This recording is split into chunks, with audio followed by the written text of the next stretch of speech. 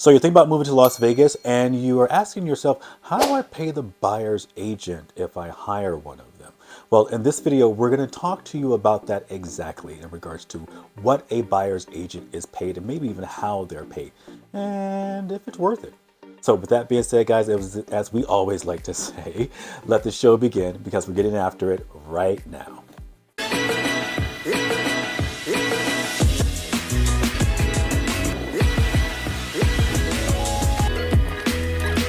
If this is your first time to our channel and you would like to know everything that there is to know about real estate when it comes to buying and selling here in the Las Vegas, Nevada, or the Henderson or the North Las Vegas area, then make sure you subscribe below, tap the bell for notifications so that you can be aware when we do have new videos, so forth and so on. Today's topic, how does my real estate agent gets paid? How do they get paid? So I wonder how that works. Well, we're going to hopefully clarify a little bit of that for you today. Biggest thing is here on the West Coast in the state of Nevada, one of the biggest things that we need to address is going to be terminology a little bit. There's a terminology or a term that's called a broker, and then there's a term that's called a real estate agent or a realtor. So here in Nevada, we have a broker, and the broker is someone that sort of oversees the company, or he or she or they are the people that have the E&O and all that kind of good stuff. They have the most liability in regards to overseeing the company, overseeing that particular brokerage. There's managers in the broker and all that kind of good stuff, so forth and so on. And then you have your salespeople or your realtors like myself. Now, I am a team leader, which means I actually have agents underneath myself or under my team where I actually, in a sense, almost act as a broker, if you will, without the liabilities and the errors and omissions that my brokerage and my broker actually has. So that's one thing that's fantastic about my company here at EXP is that we can behave in that manner without necessarily being a broker, if you will. But I'm a team leader, have about 6 agents underneath me, and I have that ability to be able to help mentor them and provide to them and for them to come to me for input and advice in regards to what's happening with their deals. And of course, from that, I get paid a certain commission or a split from there. Now, in regards to how each agent, each realtor on the team actually gets paid, when it comes to us representing a buyer, let's say, for instance, a buyer reaches out to the team, we reach out to a buyer, whatever it is, we come together, we agree to work together to move forward for us to be able to walk alongside them and help represent them in that transaction. When we find a property for that particular client and we start to go into contracts, so forth and so on, we were working through the contracts, protecting the client throughout these contracts, all of those particular kind of great things until we get to the close. We get to that actual close, we close on the transaction, and they are now our new homeowner. Now, once they are a homeowner, and at that time we hand them keys and they get their thing, we actually get a closing, and we at that point are able to be paid. Now, most people believe that the agent is being paid that money. It is the broker, and that again is here on the West Coast, here in Nevada. The broker is paid that money. The brokerage is paid that money.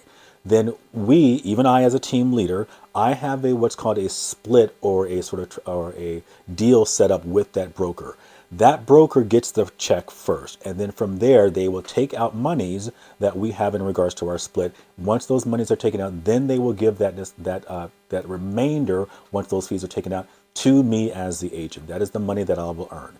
Let's say, for instance, if we take here the average home or the median home here in the Las Vegas area, that's going to be around $425,000. If we were to take a $425,000 home and we were to, let's say, the seller and the seller's agent or the seller's brokerage, that representation, they come up with what they are willing to pay the brokerage. The seller is willing to pay the brokerage, let's say, just for even numbers, 6%.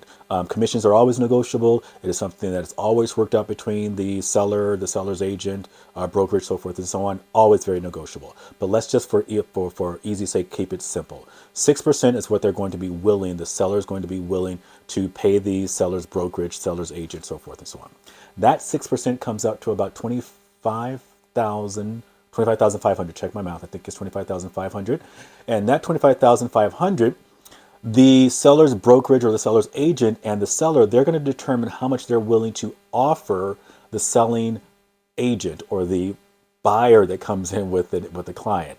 So that buyer's agent is going to be offered a certain amount from that brokerage, from that seller, from that seller's agent. And that fee is normally written up inside of the MLS, and we can see those fees, so forth and so on.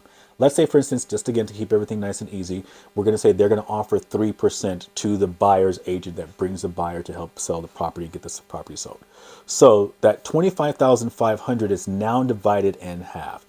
That means the seller's broker or the seller's brokerage is being paid $12,750, and then my brokerage as the buyer, I'm representing the buyer, so the buyer's agent, my brokerage will be paid $12,750. So that's split evenly. Once, let's say, for instance, my negotiation or my split with the broker, let's say I'm on an 80-20. Most agents here, when you start out at EXP, you're going to be at an 80-20 split. Let's say 80% of that 12,750 comes to me, 20% goes over to them. So 20% goes to EXP. That 20% is going to be $2,550. I'm doing the math in my head. So $2,550.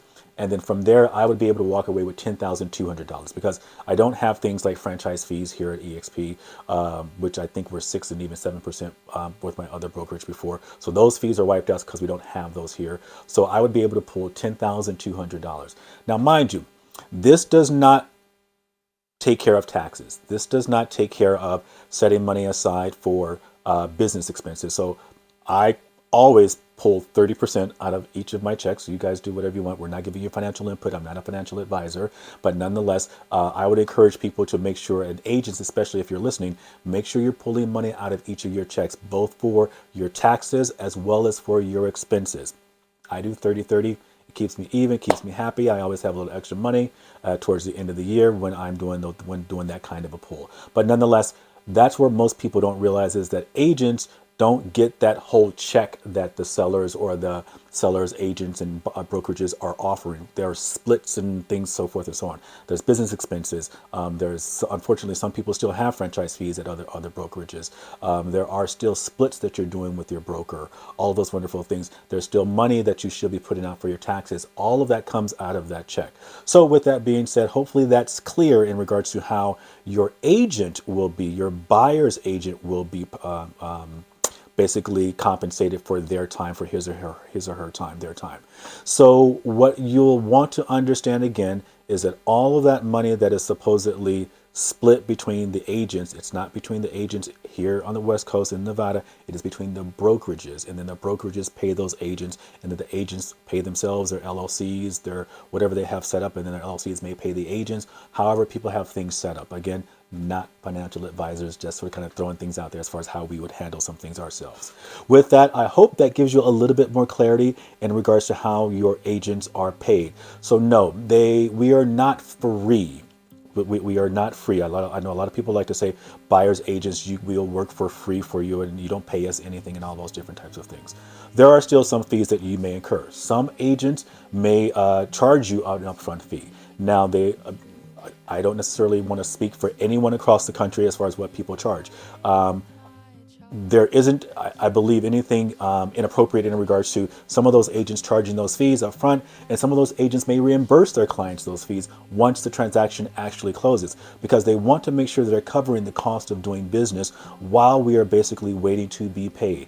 Agents are not paid, real estate agents, real estate brokers, realtors are not paid until the transaction is actually closed. So we may need to have that money up front to cover all the different things from gas to administration to assistance and everything else that we may have on our team or connected with our team while we're doing the transaction with you. So hopefully, again, that makes sense. Any questions, any comments, please subscribe down below, tap the bell for notifications. Let us know what you guys want to hear in regards to what is happening out there in the real estate business and things that you may want to know of. Last little tip here in the end. Are agents worth the money? That's one of the things we stated in the beginning. I strongly believe it, and of course, I'm 100% biased. I'm a real estate agent. However, I do know when it comes to me getting service in my life and other departments, I love working with someone who is seasoned, who understands what they're doing, who comes across knowledgeable, so forth and so on. And there's a value there. I don't mind paying an extra value to someone who I can confidently hand those reins off to, and they will take care of it. So that is what I believe real estate agents, really great committed seasoned agents, do for you. So I believe that there's a strong value. They protect your interest. A buyer's agent is going to walk with you in regards to knowing the contracts, in regards to what you're going to be signing, what you're going to be reading. They're going to be able to protect your interest in the sense of making sure all your dollars are taken care of. They're going to be able to know exactly what kind of negotiations are happening right now in this particular season of the market, meaning what your parents may have bought their home for and how they bought their home is going to be completely different than what may be going on in today's market.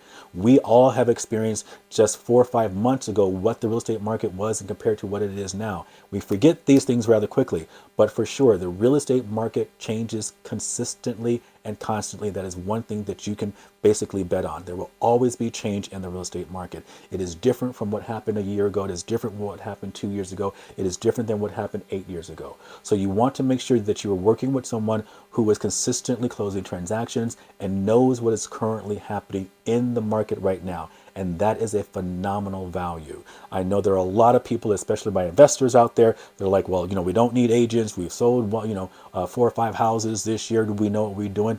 That's fantastic. No one is saying that, more experienced people in that sense necessarily need an agent. However, if you were going to hire an agent and you were going to hire someone that has sold 5 houses versus someone who has sold 35, 50, 100, 150, 200 homes a year, which one would you rather hire? I believe the one who has sold more homes is going to bring you more value. So with that being said, something for you guys to consider in regards to why you may want to make sure you align yourself with a seasoned, experienced agent that is closing transactions and able to help you and protect all of your interests in regards to your contracts, your money in your pocket, and you and your family stepping into your wonderful, beautiful home. Again, subscribe below, tap the bell for notifications, and we will see you guys in the next video. Take care.